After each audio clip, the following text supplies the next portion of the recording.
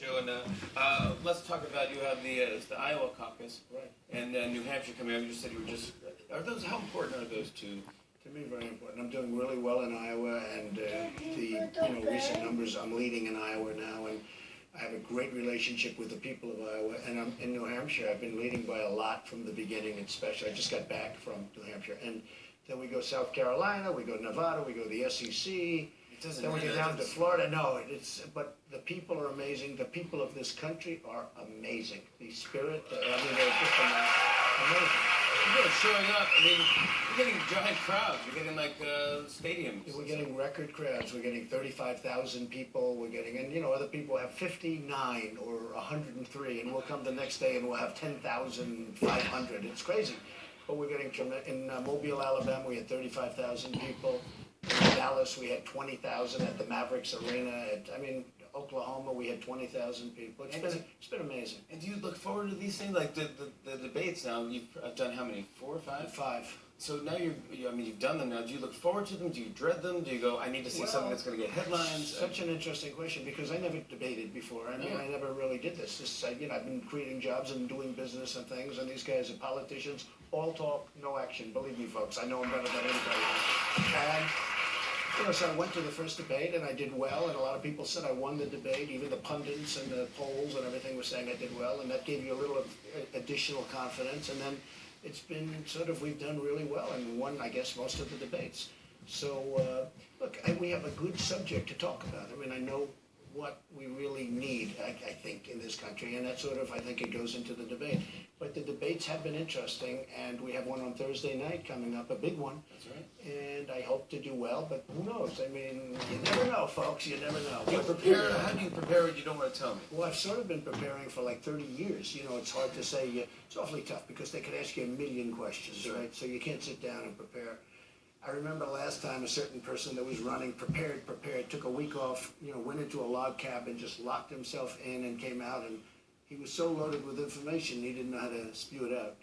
So I think you have to lead your life and just you go in and you do the best you can and people understand. And there is a lot of pressure, but I've enjoyed it. I've loved doing the debates. I look forward to it.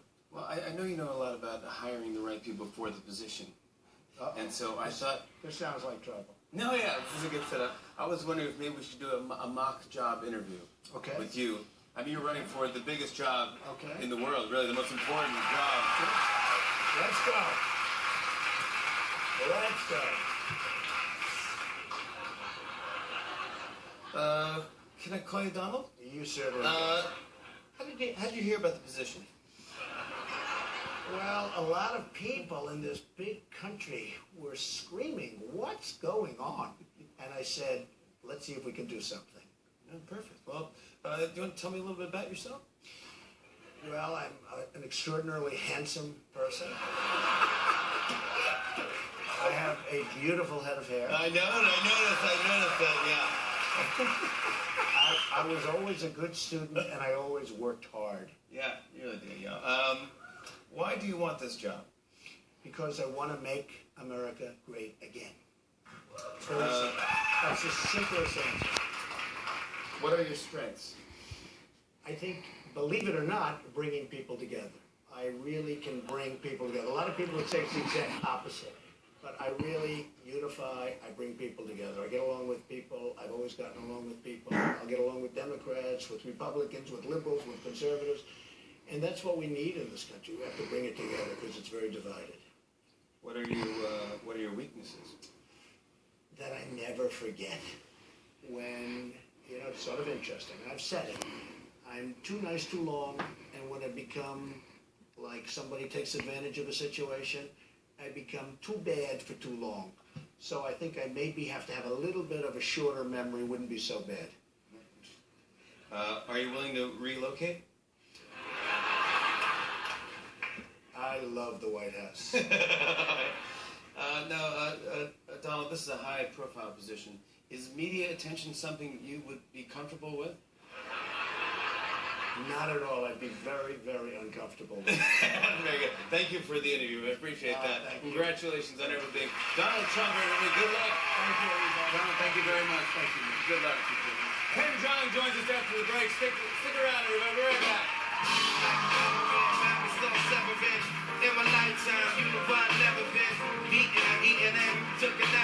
come to think about it, I just keep MCs looking out.